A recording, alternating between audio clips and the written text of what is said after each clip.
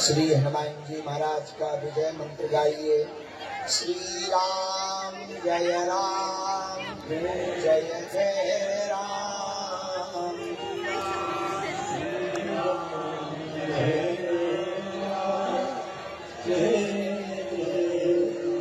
हनुमान जी जब लंका को गए, इसी विजय मंत्र का जप करके हनुमान जी ने लंका में राम नाम का पताका फहराया। हम लोग भारत में रह करके रावणों के बीच में भी सनातन धर्म का पताका तभी फहरा सकते हैं जब विजय मंत्र का जाप करेंगे। श्री राम जय जय राम।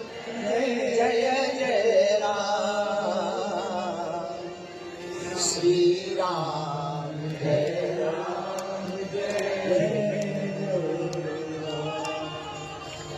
श्री राम जय राम जय जय राम।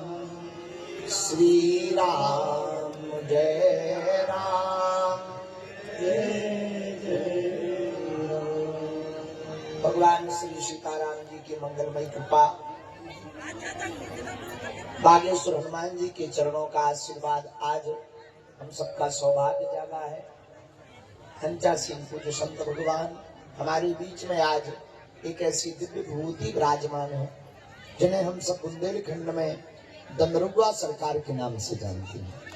तो पूज्य महाराज जी जहाँ पर हनुमान जी डॉक्टर रूप में विराजमान हैं, उनको डॉक्टर हनुमान कहते हैं। तो पूज्य दंदरुआ वाले पूज्य महाराज श्री जी, हनुमानगढ़ी वाले विस्फोटक बाबा परम पूज्य महंत श्री राजदास जी महाराज जी, पूज्य महामंडलेश्वर महाराज जी, गौशाला वाले पूज्य श्री भूरी वाले महाराज जी, हटा वाले परम पूज्य श्री महंत जी महाराज जी, और कालकी वाले पूज्य श्री महाराज जी, बगल में विराजमान पूज्य श्री महाराज जी, परम पूज्य श्री सिद्धेश्वर दास जी महाराज जी भी विराजमान है। उनकी तो कृपा यात्रा के पूर्व से ही है और बरस रही है। तो पूज्य महाराज जी का भी आगमन होगा। आप सभी संत जनों के चरणों में नाक रगड़ कर दंडवत प्रणाम। बद्रीनाथ वाले पूज्य महाराज जी कृपा कर रहे हैं। आज तो आप ही में धार्मिक भीड़ लगा होगी। महाराज जी के चरणों में भी साष्टांग दंडवत प्रणाम। और आज हमारा मंच बड़ा हरा भरा है। एक हमारे मित्र थे, वो हमसे कहते थे फलों फूलों पर औकात मत भूलो। बड़े अच्छे थे, तो बड़े साहित्यवादी थे। तो वो कभी कभी मिलते थे तो कभी कभी जमीन में बैठ जाओ। हम कहते भाई जमीन में बैठ लो। बोले सही है गुरु। हम कहा क्यों?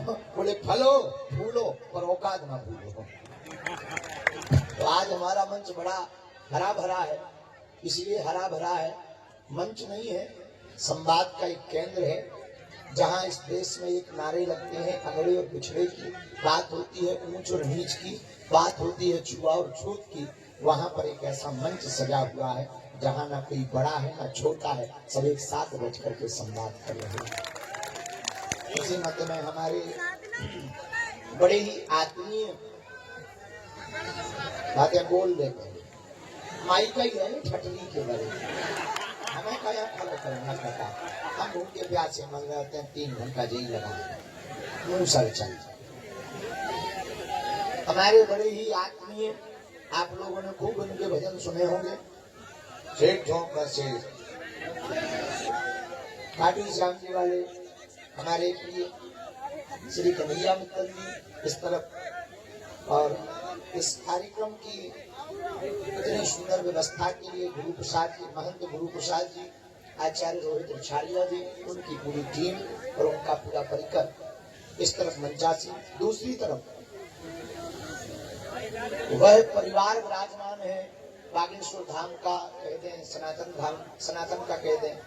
हमारे तो अपने परिवार के लोग बैठे हैं जिनको सुनकर के हमको भी कुछ कुछ सीखने को मिलता है। वो वैदिक उदाहरण, शास्त्रोक्त पद्धति से उदाहरण, वेदोक्त मंत्रों से उदाहरण, वो वैदुष्यमयी वाणी, वो गीता के श्लोक, उपनिषदों के श्लोक, वेदों के श्लोक जब बहते हैं, बहन काजल हिंदुस्तानी, मीनाक्षी बहन, गौतम खट्टर या आज उपाध्याय जी को हमने पहली बार सुना। बहन को तो सुना, ऐसे सुना नहीं था गुजरात की कथा, केवल राम राम बरवी। तो आप लोगों को जब सुना तब ऐसे लग रहा था जैसे कोई झरना चल रहा हो और एक धारा के साथ चल रहा हो।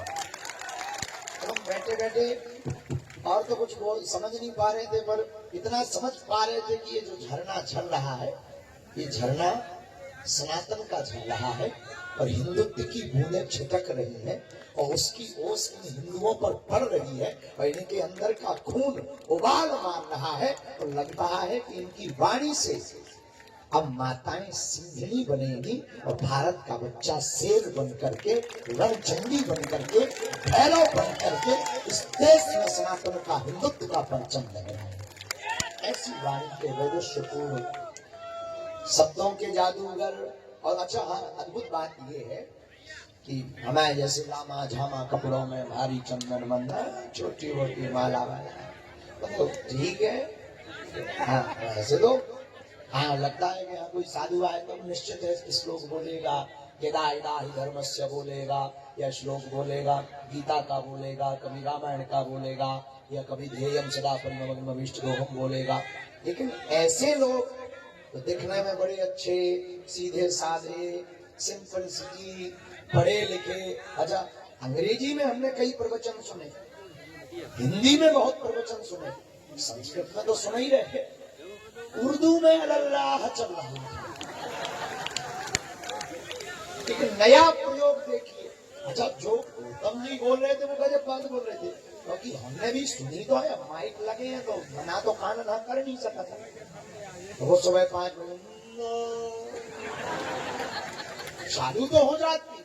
हम एक जगह पहुंच गए थे बगल ही में, हमारे चेला ने कथा कराई, उनको मकान उसी के बगल में, समझ जाओ के बगल में हम फंस गए। सुबह 5 बजे। अच्छा तब नहीं समझ पाए, लेकिन जब ये बागेश्वर धाम आए, गौतम जी, गौतम खट्टर अद्भुत है। तो अच्छा इनमें तीनों चीजें, हिंदी भी है, संस्कृत भी है और उर्दू भी बोलते हैं। तो भोजन की थाली, भोजन हो, सब्जी हो, रोटी हो, अचार हो, पापड़ हो, चटनी का जरा चस्का हो, तो भोजन इतना प्यारा लगता है। हमारे जैसे भूखे आदमी दिन भर के हमें तो रोटी के सपने देखते हैं हमने। अच्छा कभी भी हम मंच पर मोबाइल नहीं लाते हैं, हमारे आते ही नहीं है, जरा टाइम ही नहीं रहता। आज हम पहली बार अपने चेलों से मोबाइल मंगाया, कभी का टाइम देखना हो तो दूसरों से कौन पूछा ना मोबाइल, तो मोबाइल डाल दिया, तो चेला ने अपने रख दिया, बार बार देखते अब कब खाने को मिलेगा। अच्छा भूखे वाले आदमी को तो रोटी भी मीठी लगती, और क्या अद्भुत वैदुष्य पूर्वक, क्या अद्भुत।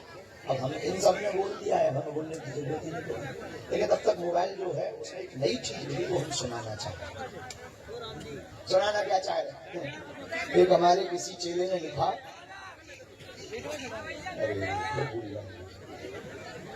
बुढ़ापे का शरीर है 96 के ऊपर। हाँ किसी ने पूछा, किसी ने प्रश्न किया और उसी ने उत्तर लिखा, हमने तो नहीं लिखा। ये पक्का है, हमारा उत्तर मत मानना तो तुम हमारे नाम से कोशिश करो। किसी ने कहा कि बागेश्वर बाबा रोज उठता है, पैदल चलता है, कहाँ जाता है? तो किसी ने उत्तर लिखा, बागेश्वर बाबा रोज उठता है, पैदल चलता है, हिंदुओं को जगाता है। वो इसलिए ऐसा कर रहा कि आने वाली नई पीढ़ी ये ना पूछे कि जब देश बर्बाद हो रहा था तब तुम कहां झक मार रहे थे।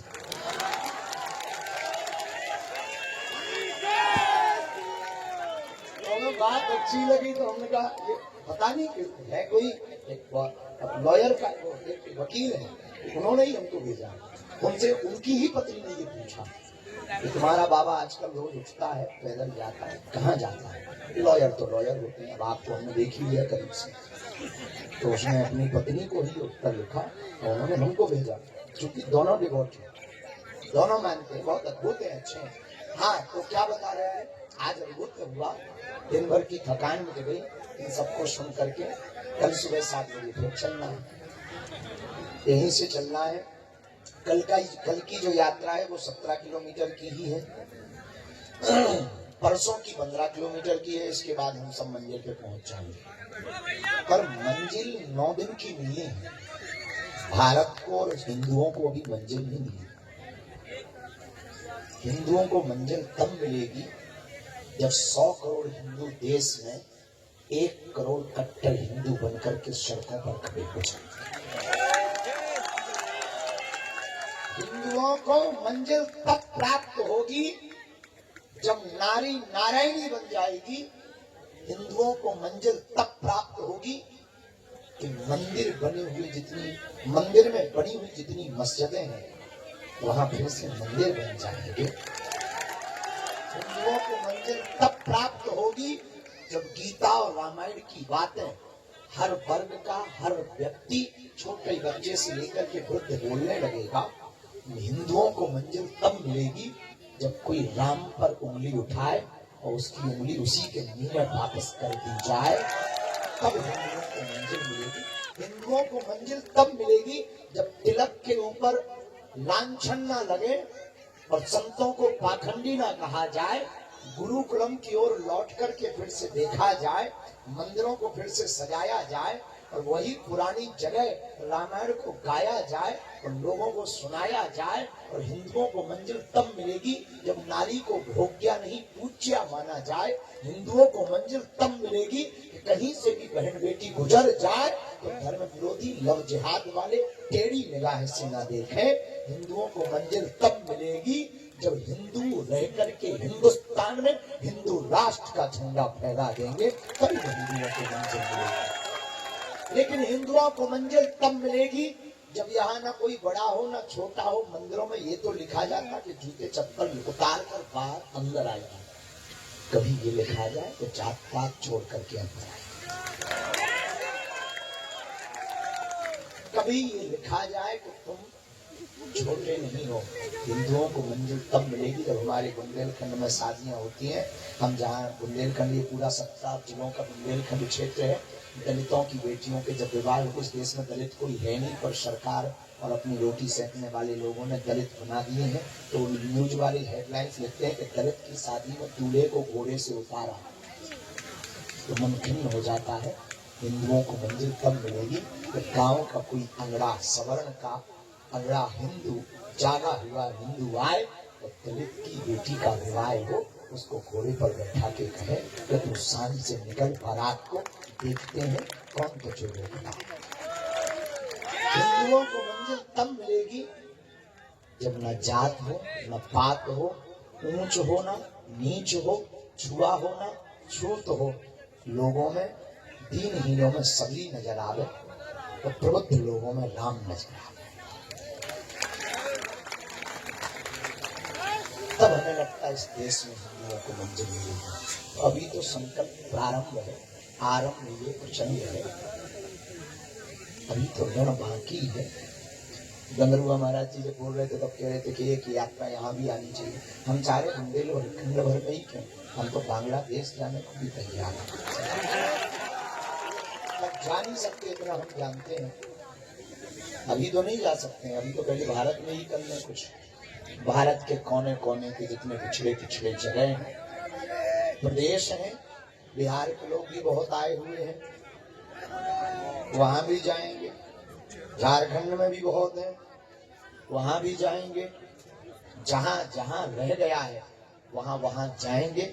हमारा उद्देश्य सिर्फ इतना है, इस देश से एक लाइन हट जाए, आपके मन मस्तिष्क से, नेताओं के दिमाग से हटे या ना हटे, क्योंकि हम राजनीति के आदमी नहीं। हमारे तुम्हारे दिमाग से लाइन हट जाए, न कोई बड़ा है न कोई छोटा है, हम सब राम के हैं और राम हम सबके। 9 दिन का विराम तो 2 दिन बाद हो जाएगा, जिंदगी का विराम भी एक दिन हो जाएगा। पर हमारे संत तुलसीदास भगवान कहते हैं, जब तू आया जगत में जग हंसा तू रोए, कुछ करनी ऐसी कर चल तू हंसे जग रोए।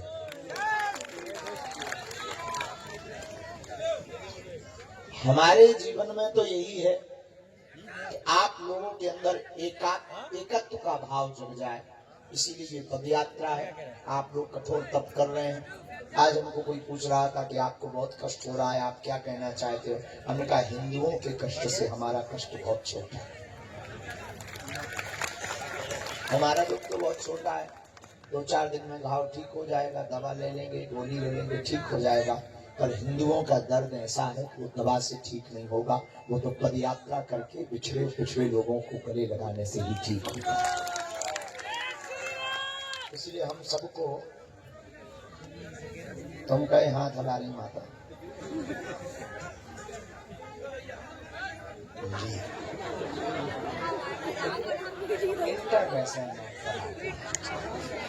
साल उठा लिया है तो वो प्रवचन बंद करवा करके सॉल बनाने हैं। देश से बड़ा मुद्दा है।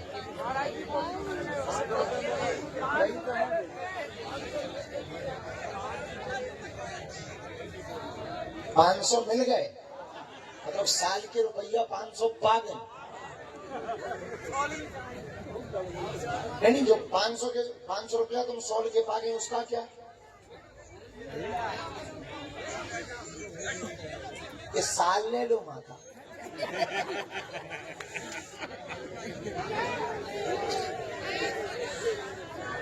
वो 500 रुपया की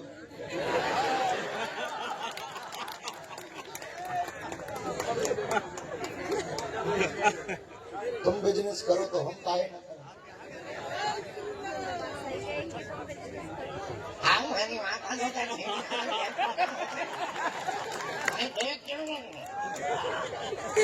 जंगली चन्नौ चंडी माता काली माता भेज जा साल में लगाओ। आप कहते हैं प्राण क्यों हो हमारे? लोग कहने लगते आप पागल क्यों कहते हो? इन्हीं लोगों के चक्कर में हम सबको पागल कहते हैं। जात पात की करो विदाई, हम सब हिंदू, हम सब हिंदू, हम सब हिंदू। भूल ही गए क्या बोल रहे? हाँ, हिंदुओं के दुख से हमारा दुख कम है, बाकी ठीक है। जो बोल रहा था आप सबने बोल दिया। मुस्कुराओ, हंसो, थोड़ा कष्ट सहना पड़ेगा। जैसा कि आपने कहा था, थोड़ा कष्ट सहना पड़ेगा, थोड़ा दुख सहना पड़ेगा। अपने लिए ना सही, अपनी आने वाली पीढ़ी के लिए इतना कष्ट तो बनता है।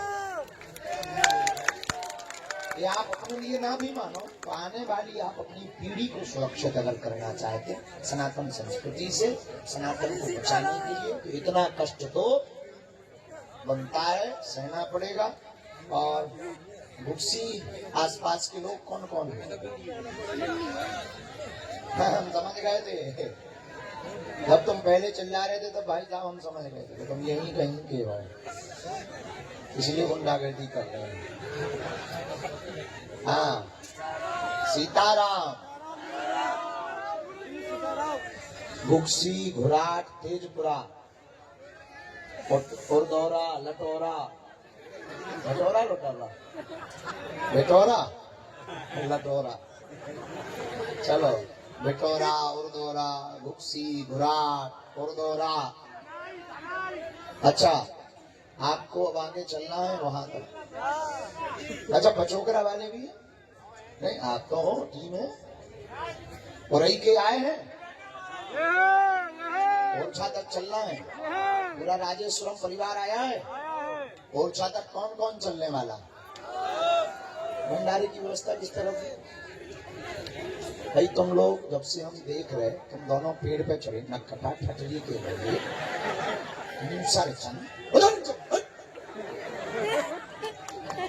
से प्रवचन प्रारंभ करते हनुमान जी जैसी आसन गति लगाओ।